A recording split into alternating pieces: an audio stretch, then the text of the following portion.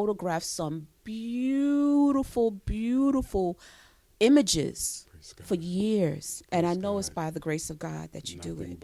Nothing but the grace of God. But when you were doing photography, I heard you earlier because I did a photo shoot earlier with you, and you shared some interesting facts about yourself. Mm-hmm.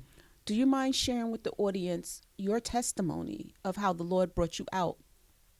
It was before you were saved, correct? I was saved doing my dirt. Okay. I'm kind of like the majority of the people. You know, most of us grew up in church, and all of the things that we did what we weren't supposed to do, we did it while we were in church. I was choir director. I was a musician at the church. I was doing all of this stuff while in ministry, while showing up every Sunday and doing what I had to do. And then at some particular point, God just began to deal with me and started asking me questions about, little simple things. Are you more fun when you drink, or less fun? Because I've been drinking since I was 18 years old. Okay. Wow. I think I bordered on being an alcoholic. I would get up in the morning. I would have eggs, bacon, and Budweiser. Okay, I was drink. When I kid you not, when I say I drank all day, I probably went through a case of beer a day. Okay, and this was 6 days a week, 7 days a week, even on Sunday. Getting up to go to church, have a beer, pop a mint in your mouth. Yes. And we were doing all of this stuff while we were ministering, while I was the musician for the youth choir, while I was junior deacon, junior trustee. We were doing all of this. So you were in quite a few offices of the church. Yes, as a young man. So what happened? What was the catalyst for your change? My change came, I got married.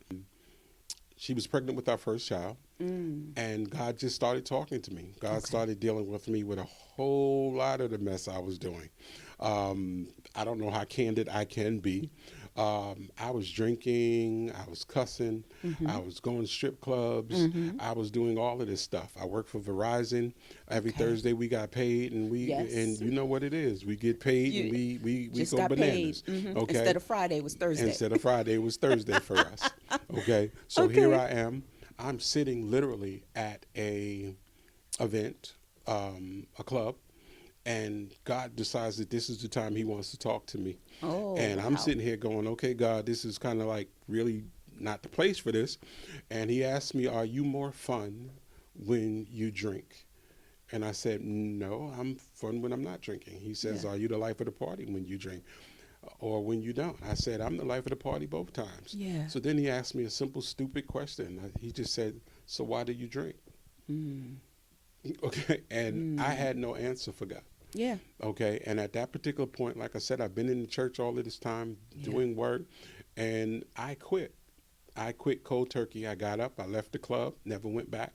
Okay. And I quit cold turkey, stopped drinking beer. I was a beer drinker. I wasn't hard liquor, none of that stuff. It was always beer for me. I enjoyed the taste of beer. Okay. And I still do.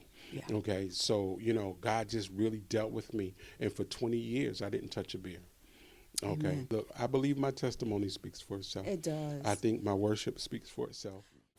I've got a story to tell to the nation.